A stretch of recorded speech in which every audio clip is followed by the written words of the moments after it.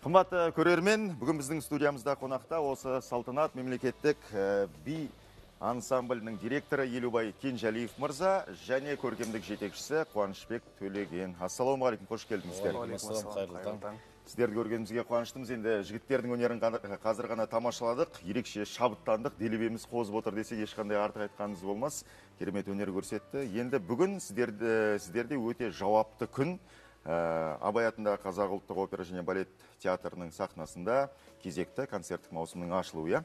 Жалпы бүгінгі концертке келушілердің назарына қандай дүниелерді ұсынасыздар? Бүгін енді біздер үшін өте тарихи күн десек те болады. Өйткені себебі салтанат мемлекеттік би ансамблінің 68-ші концерттік маусымның ашылуы. Концерттік ерекшелігі бұл жерде ең бірінші Дәурен Әбіровтің 100 жылдығына арнап отырмыз. Дәурен Әбіров ағамыз ол қазақтың би өнерінің іргетасын қалаушы. Одан қалды енді алдымызға келе жатқан тәуелсіздік мерекесіне орай екі іс-шараға байланысты концерттік бағдарламамызды арнап отырмыз. Тәуелсіздік тұғыры атты концертін. Концерттің ерекшелігі тарихта бірінші десек те болады, салтанат мемлекеттік би ансамблінің Құрманғазы атындағы ұлттық халық оркестрімен бірігіп отырып, сол оркестрдің сүйемелдеуінде оперный театрының шоңқырында оркестр сүйемелдейді.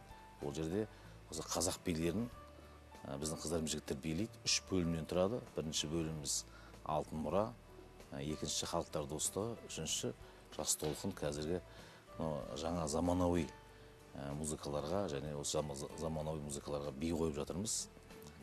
Енді өздеріңіз көріп отқандай, жаңа тек қана ансамбльдің шамалған бөлігі жігіттер өздерінің өнерін көрсетіп жатыр. Және әншілеріміз шығады, сол оркестрдің сүйемелдеуімен әншілер шеруі. Ол жерде концертте шығатын Қазақстан Республикасының еңбек сіңірген қайраткері Светлана Айтбаева, Дина Хамзина және Қазақстан Республикасының мәдениет қайраткері Абай атындағы ұлттық опера және балет театрының әншілері Есенгелді Эрзин, Венера Алпысбаева, Нұрғалым Маманбай және Қуатқан Шаттық деген дәстүрлі әншіміз шығады. Бұйырса концертке келіңіздер, көріңіздер, бірге тамашалайық.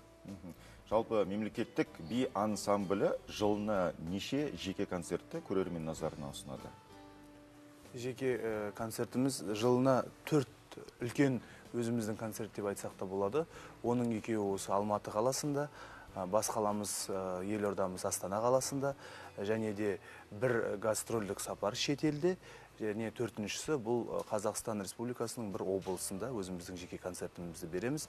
Әр концертте енді өзімізге алдымызға қойған мақсатымыз әр концертте бір жаңашылық, жаңа бағдарлама алып шығу. Сондықтан да бір жылда үлкен өзіміздің жеке концертімізді атқарудың өзі бір үлкен абырой деп ойлаймын. Сөзіңіз аузыңызда біраз шет мемлекеттерге өнер сапарымен барып қайттыңыздар, қай-қай елдерде болдыңыздар? Енді биыл Түрксойдың 30 жылдығы болды. Қырғызстан, Өзбекстан, Әзербайжан, Түркменстан мемлекеттеріне бардық. Және арнайы шақырумен осы Египет мәселелеріне, Қытай еліне, одан қалды Әзербайжанға барып келдік. Биыл жақында қыздарымыз Кореяге барды. Осы жақында тағы да осы мәдениет күндерімен бұйыртса енді Баку қаласына тағы да гастрольдік сапарымыз бар жылдың аяғына дейін. Тамаша, керемет. Енді Қуанышбек бауырымыздың бұл ұжымға көркемдік жетекші болып келгеніне аса көп уақыт бола қойған жоқ деп сөз арасында айтып өттіңіздер ғой. Қуанышбек, енді сіз қандай жаңашылдық енгізбексіз бұл ұжымның репертуарына? Жалпы қазіргі уақытта осындай ұлттық билерден бөлек заманауи билерге де көңіл бөліп жатқан шығарсыздар. Өйткені көрерменнің талабы, сұранысы ескерілу керек қой. Әрине дұрыс айтасыз, Берік мырза. Қазіргі таңда енді бірінші келген кездегі алғашқы менің алдыма қойған мақсатымда, жасайтын жұмысымда бұл қазақ биінің алтын қорға енген билерін, бұл салтанат мемлекеттік би ансамблінде қалыптасқан, қойылған билерді қайтадан қалыпына келтіру жаңашылдықпен. Міне бүгінде көрермендер тәнті болған Сылқыма биі 1986 жылы Дәурен Әбіровтің арнайы Қазақстан Республикасының салтанат мемлекеттік би ансамбліне шақырту арқылы қойылған. Бұл биде өздеріңіз көріп тұрғандай қазақтың жігіттерінің күш-жігері, қайраты, қандай мықтылығы көрсетіледі. Және де біздің ансамбліміздің бір ерекшелігі деп айтсам да болады. Бұл әлем халықтарының билері, сонымен қатар қазіргі таңда енді эксперимент болсын деп заманауи билерді де қосып қарап жатырмыз. Өйткені қазір заман талабына сай ол билерге де жастарды тарту мақсатында, болашақ ұрпаққа осы би өнерінің қандай ұлы өнер екенін көрсету мақсатында бір осындай жаңашылдықты енгізіп жатырмыз. Тамаша, керемет. Жалпы би ансамблінің құрамына қабылданатын бишілер, жастарға қандай талап қоясыздар? Барлығы кәсіби бишілер ме сіздерде? Бұл міндетті ме? Әрине. Оққан дипломы бар ма дегенім ғой? Қолында дипломы, күректе дипломы болу керек. Ол бірінші мынау еңбек ақысына алу үшін, мысалы жоғарғы білім болатын болса, еңбек ақысы әрине биік болады. Осы бүгінгі заңға талапқа сәйкес диплом жоқ болса, жұмысқа қабылдай алмаймыз. Және де кәсіби деңгейлігі не үшін керек? Біздің би қоятын балетмистерлеріміз би қойған кезде кәсіби деңгейге бишіге қою өте былай қараған кезде жеңіл, және бидің кәсіби деңгейін көрсету үшін де үлкен септігін білдіреді. Өйткені себебі кәсіби аты кәсіби бишінің. Қазіргі таңда міне Селезнев атындағы училищенің түлектері және Астанадағы Академия хореографияның студенттері бүгінгі таңда біздің жұмысқа келіп жатыр. Енді алға талап қойып отырмыз, жан дауысқа билеу негізінде, әлемдік деңгейге шығу. Өйткені себебі бұл Қазақстанның мемлекеттік ансамблі болғаннан кейін, мысалға жаңағы Дәурен ағамыз қойып отыр Сылқыма биіне, ол Темірбектің төкпесі күйдің аты. Соған қандай керемет, мысалға қазақтың осындай әдемі күйіне Дәурен ағамыз би қойған. Сол секілді алдағы уақытта заманауи дейміз, бірақ әрине өзіміздің ұлттық музыкамызға ұлттық билерімізді қою ол бірден бір бүгінгі таңда біздің басты міндетіміз. Одан қалды өзіміздің ұлттық билерімізді дұрыстағаннан кейін әлем халықтарының билері бар. Одан қалды осы міне Азия халықтарының билерін келесі жылға енгізіп отырмыз. Өйткені себебі біздердің өзіміздің мысалы қыз балалардың өзбек биіне, қазақ биінен бөлек өзбек би, ұйғыр билері бар, тәжік билері бар, түркмен билері бар. Сол сияқты билерге бүгінгі көрерменнің сұранысы өте жоғары. Сол себептен осындай билерді алға жоспарлап отырмыз. Бишілер жалпы қанша жасқа дейін сахнада өнер көрсете алады? Сіздердің тәжірибелеріңізде қандай бір ерекше атап өтетін жайттар бар? Қуаныш айтып кетсін. Енді қазіргі таңда өкінішке орай бишілерде зейнетке ерте шығу деген заң бойынша қарастырылмаған. Қазіргі таңда бірақ қарастырылып, көптеген сұраныстар, ұсыныстар түсіп жатыр. Енді өзіміздің ансамблімізде 47 жастағы балет әртісі бар.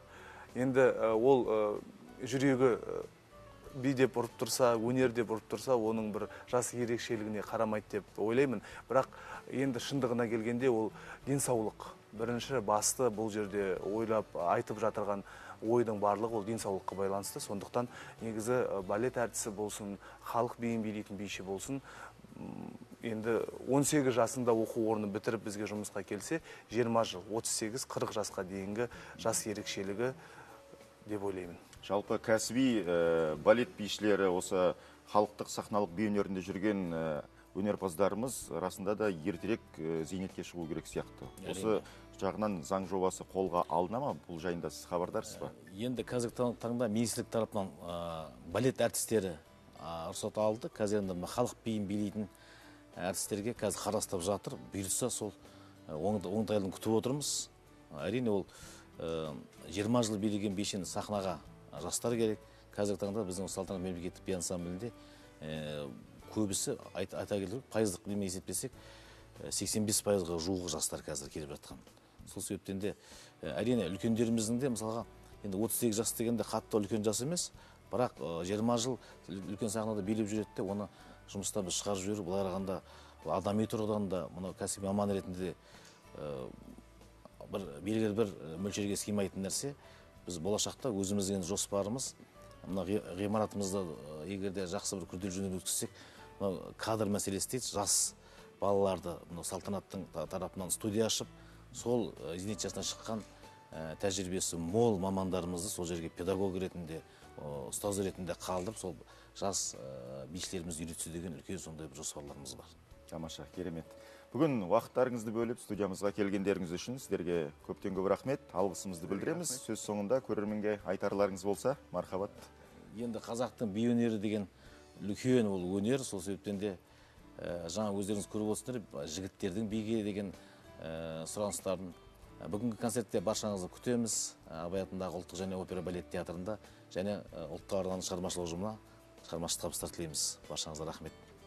Рахмет. Қымбатты көрермен, тағы да естеріңізге сала кетейік. Бүгін Абай атындағы Қазақ ұлттық опера және балет театрында Салтанат мемлекеттік би ансамблінің 68-ші концерттік маусымының ашылуы. Келіңіздер, әдемі кештің жалпы әдемі өнер туындыларын тамашалап, бір рухани ләззат алып қайтуға өздеріңізді шақырамыз.